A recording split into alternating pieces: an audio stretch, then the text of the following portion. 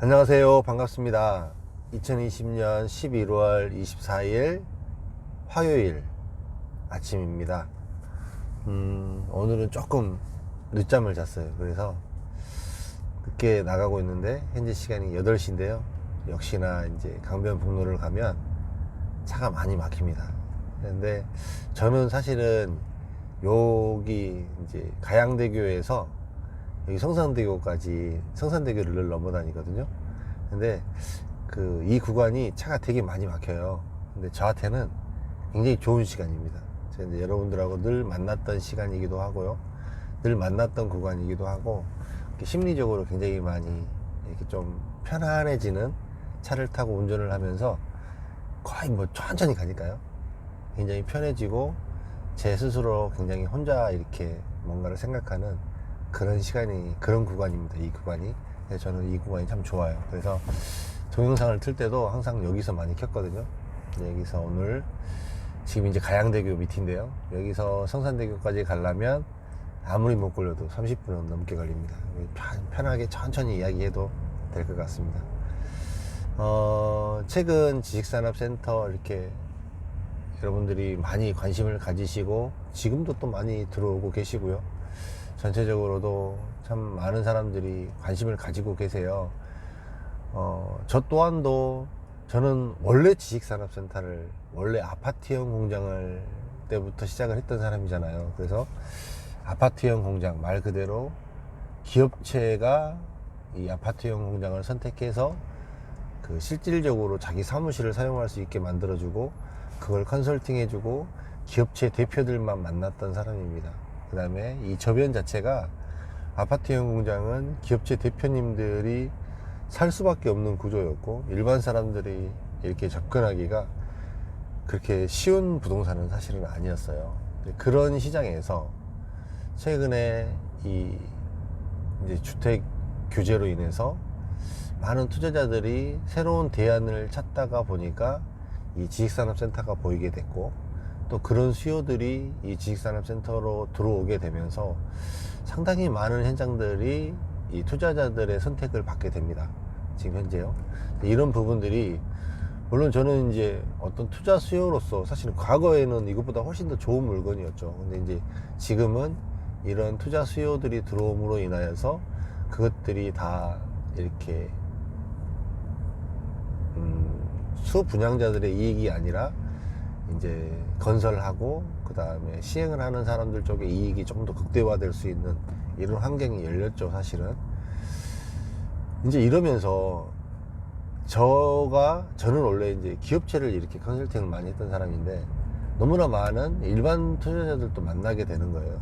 그 다음에 특히나 이제 이 아파트를 많이 투자했고 다른 부동산에 투자를 많이 해봤던 사람들과의 이런 대화 속에서 전혀 다른 부분들을 또 느껴가고 있고요.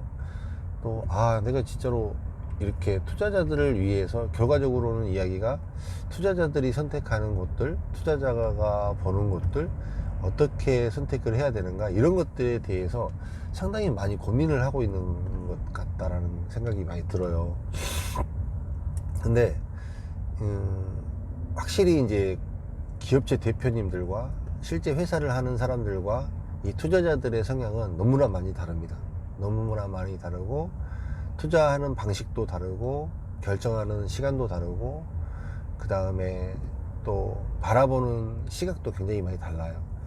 늘 제가 제 영상에서도 이야기했던 핵심은 실사용 기업체들 같은 경우에는 어디를 선택을 하든지 실사용하기 때문에 어디에 있어도 있어야 될 사무실이기 때문에 리스크가 적다라고 늘 이야기를 드렸고, 그래서 뭐 자기 사업과 맞는 곳, 자기가 실질적으로 움직일 수 있는 곳, 그 다음에 인력 수급이 용이한 곳, 그 다음에 조금은 교통이 좋은 곳, 이런 곳들을 선택해서 지역 구분 없이 이렇게 많이 분양을 받으시라라고 이야기를 드리고 있지만, 이제 투자자들 같은 경우에는 늘 이야기하는 것처럼 이제 해결해야 될 것들이 하나가 더 남았어요. 근데 최근에 이제 많은 투자자들이 영상을 보시면서 들어오시면서 어디는 어떤가요? 어디는 어떤가요? 어디는 어떤가요? 어디는 어떤가요? 이런 이야기들을 참 많이 해요.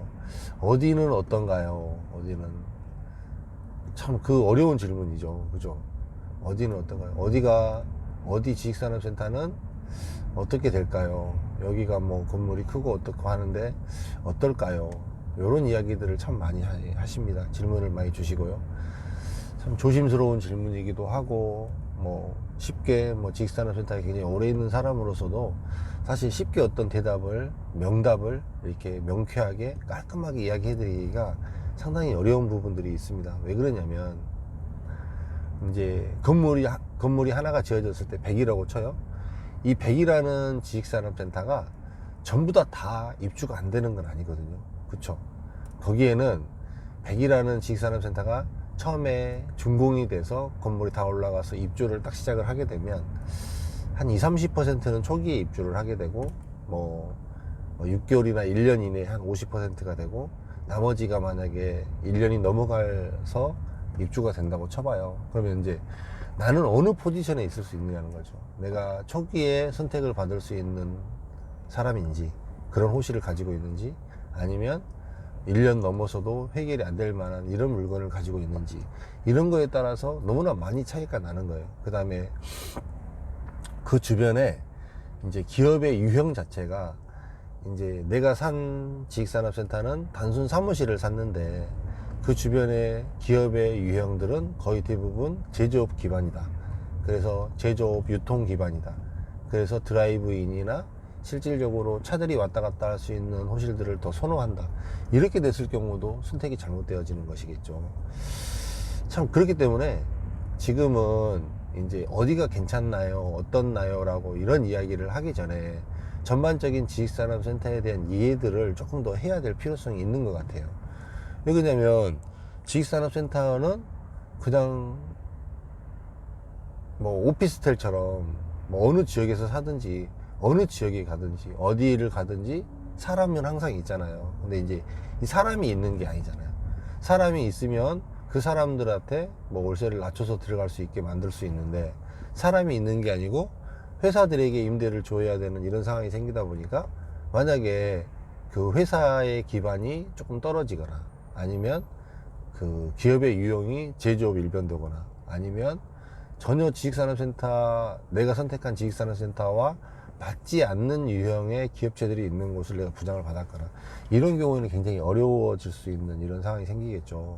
이런 부분들이 조금 이제 그 주변에 예로 들어보면 되죠. 쉽게 얘기하면 내가 분양을 받으려고 하는 곳에 그 주변의 지식산업센터를 한번 보시면 대략적으로 답이 나옵니다. 대략적으로. 아, 여기 이 동네 쪽은 기업의 유형이 이런 기업들이 많구나라는 것이 인지가 되고 파악이 됩니다. 이제 다 좋고 다 안 좋고 이렇게 이야기하기도 정말 어렵고요. 이제 개 중에는 좋고 개 중에는 안 좋고 이렇게 갈 수가 있거든요. 그래서 똑같은 건물에서도 또 선택을 잘해야 되고, 같은 건물 안에서도 또 여러 가지 스펙으로 나누어지잖아요. 또 층고가 높아진 곳이 있을 수도 있고, 그다음에 실질적으로 같은 건물인데도 제조를 할 수 있는 기반의 이런 지식산업센터를 만들어 놓은 곳이 있고, 그 다음에 전혀 제조 쪽하고는 무관하게 이렇게 사무실로만 써야 되는 이런 곳들이 있을 수 있고, 근데 이런 차이들이 굉장히 많이 있단 말이에요. 이런 걸 보고 조금은 좀 탄력적으로 좀 생각을 해봐야 되고 판단을 해봐야 된다라고 생각이 들어요. 근데 최근에 이제 조금 특징적으로 나타나는 부분, 최근 더더군다나 이제 코로나 시대로 인해서, 이 코로나로 인해서 그 유통, 물류 쪽이 굉장히 많이 강세로 가고 있는 것은 분명한 사실인 것 같아요. 이게 실제로 지식산업센터가 유통하고 물류하고 무역하고 이런 회사들이 사실은 못 들어가요. 못 들어가는데, 사실 적법하게 지식산업센터에 맞는 업종만 들어가는 케이스가 정말 많지 않거든요. 결과적으로는 서울을 벗어난 수도권 쪽에서는 결국은 유통하고 물류 쪽 관련 업체들이 상당수 많이 지식산업센터를 사용하는 이런 구조를 보이고 있단 말이에요. 여기서 한번 착안을 한번 해보세요. 여러분들이 어떤 착안을 해야 될 것 같으세요? 서울을 벗어난 서울 인근에 만약에 지식산업센터라고 치면, 그 다음에 토지가 크고 또 토지가 커서 물류하기가 좋게 만들어 놓은 이런 지식산업센터라고 쳤을 때는 상당히 큰 이제 임대 사업을 하는 데 있어서 그 물류나 유통하는 회사한테 임대를 줄 수 있기 때문에 상당히 유리한 부분들이 또 있을 수 있습니다. 이런 부분들, 이런 것들이 선택해 나아가는 그 틈새의 시장이고 틈새의 방식이라는 거예요. 이렇게 조금 접근을 좀 해보면 여러분들이 조금 더 다가가기 나을 것 같고, 그 주변에 기업체 유형, 그 다음에 실제로 그 주변이 이제 지식산업센터가 지어진 곳들이 있을 것이고 안 지어진 곳도 있을 수 있단 말이에요. 이런 곳들을 실제로 한 번씩 가보셨으면 좋겠어요. 이제 전혀 개념이 다르거든요. 사람이 사는 거하고 회사가 있는 거하고는 전혀 개념이 달라요. 그렇기 때문에 실제로 또 과거에 지어졌던 이미 입주해 있는 이런 건물들을 가보게 되면, 아, 여기는 진짜 느낌이 다르다. 아, 여기는 정말 사무 공간으로서 정말 좋다. 아, 여기는 사무 쪽은 안 되고 제조업이어야만 된다. 여기는 이제 업종이 딱 어느 정도 보인단 말이에요. 근데 그렇게 봤을 때 이런 기업체들이 많이 있을까? 이런 것들을 뭐 주변 부동산도 좀 다니면서 조사를 하시고, 이렇게 하다 보면 자연스럽게 이 지식산업센터에 대한 이해도가 올라갈 거예요. 근데 이제 이런 것들을 지금 들어오시는 분들이 참 쉽게 생각하는 분들이 너무나 많이 들어오는 것 같아요. 쉽게 얘기하면 아파트는 당첨만 되고 처음에 들어갈 수만 있으면 정말로 단기간 안에 이거를 어떤 프리미엄을 붙이고 빠질 수도 있고 그러잖아요. 그렇게 생각하면 굉장히 오산이에요. 사실은 지식산업센터는 그렇게 되기가 사실은 쉽지가 않아요. 이제 그렇게 되려 그러면 생각해 보세요. 여러분들의 입장을 한번 생각해 보시면 돼요. 여러분들이 지금 분양을 받으면 단기간에 들어가서 프리미엄을 받고 빠질 수 있다라고 생각을 하신다고 하시면, 거꾸로 여러분들한테 물어볼게요. 여러분한테 여기 현장에 있는데 지금 프리미엄이 굉장히 이만큼 붙어 있는데 바로 주고 바로 사실래요? 그걸 바로 결정할 수 있다라고 생각이 되신다고 하시면, 그런 사람이 많다고 생각이 드신다면, 그러면 그 얘기가 맞습니다. 아파트는 그게 되죠. 근데 지식산업센터는 그 정도까지는 아니에요. 그래서 아직은 저변이 그렇게 많이 늘어나 있는 상태가 아니다 보니까 그렇게 쉽게 물건이 정말로 좋은 물건이 아니고서는 그렇게 쉽게 프리미엄이 붙어서 해결이 되고 거래가 활발하게 되고 그러지는 않는다라는 거예요. 이 부분을 굉장히 많이 착오하시는 것 같고 잘못 판단하셔서 또 들어오고 계시는 이런 모습들이 보이거든요. 이런 것들은 조금 주의해 주시고, 참 한 번 더 또 좀 기왕 이야기한 거 좀 길게 이야기할게요. 이제 수요 공급으로 한번 봐야 돼요. 사실은 이제는 좋은 건 알아요. 어디가 좋다라는 것도 조금만 돌아보면 압니다. 근데 이제 물건이 없습니다. 물건이 한번 유심히 생각해 보세요. 서울 시내의 지식산업센터는 이제 물건이 없어요. 어디 영등포, 문정지구는 뭐 말할 것도 없고, 문정, 성수, 영등포, 강서, 구로가산, 이게 이제 서울 지역은 물건이 없습니다. 그러니까 사려는 사람들은 더 저변이 늘어나고 있는데 물건은 더 없어지고, 그렇기 때문에 이런 지식산업센터의 분모는 또 신규 분양하는 쪽으로 더 터져나가고, 더 신규 분양하는 쪽이 분양가가 더 올라가고, 같이 따라서 전체적으로 매매가도 같이 올라가고, 지금 그러고 있는 현상이거든요. 이런 시기에 또 틈새는 어디가 있을까요? 이런 시기에 조금 금액적으로도 조금 이윤을 볼 수 있고, 앞으로 상승 가치도 있고 여력도 있고, 이런 곳은 또 어디가 있을까요? 그것도 좀 찾아볼 만하지 않을까요? 혹시 이 영상 보시는 분들을 그런 물건이 혹시 있을까? 그런 것들이 틈새는 어디가 있을까? 이런 거에 대해서 조금 한번 관심이 있으신 분이라면 한번 밑에 댓글 달아보세요. 한번 제가 그러면 개인적으로 조금 이렇게 이야기해 드릴 만한 물건도 좀 있거든요.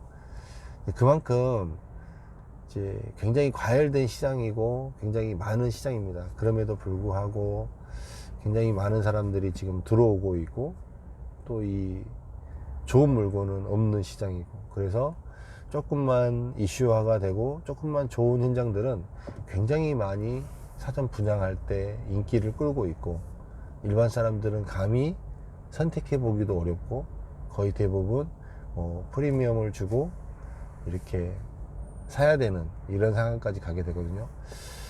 결과적으로는 참 아이러니합니다. 이렇게 투자자들이 많이 들어옴으로 인해서 정작 지식산업센터는 이 기업체를 위해서 안정적인 사업의 영위를 위해서 만들어 놓은 상품이 가장 기업체에게 이렇게 선택하기가 쉽지 않은 이런 상황이 결과적으로는 연출이 되는 것 같아요. 참 재밌습니다. 지금 시장이 재밌고, 이런 반향들, 이런 부동산 정책들이 앞으로 어떻게 흘러가서 또 이 지식산업센터가 어떻게 자리가 잡혀갈지 참 변화무쌍하고요. 하루하루가 다르고 그런 것 같아요.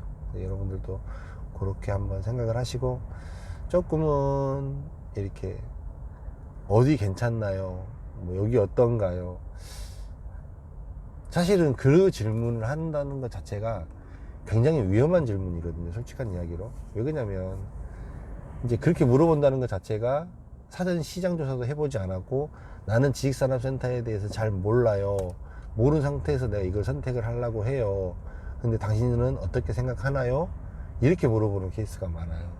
이제 조금 더 이해도를 높이시고, 좀 주변을 좀 보시고, 좀 더 파악을 해 보시고, 그리고 지식산업센터에 들어오셔도 늦지 않는다, 이 얘기가 늘 하고 싶고요. 조금 더 주변을 살펴보시면 그래도 이제는 조금씩 보일 때도 됐고요. 생각보다 많은 지식산업센터가 지어지고 있기 때문에 좀 몇 군데 사람들의 이야기를 들어봐도 충분히 답을 낼 수 있는 그런 환경이 아닐까라는 생각이 듭니다. 아직도 뭐 성산대교를 가려면 한참 남았는데 이 정도에서 마무리하고요. 또 영상이 너무 길어지면 여러분들이 지루하잖아요. 그러니까 그만 끊겠습니다. 건강하시고 행복한 날 되시기 바라겠습니다. 고맙습니다.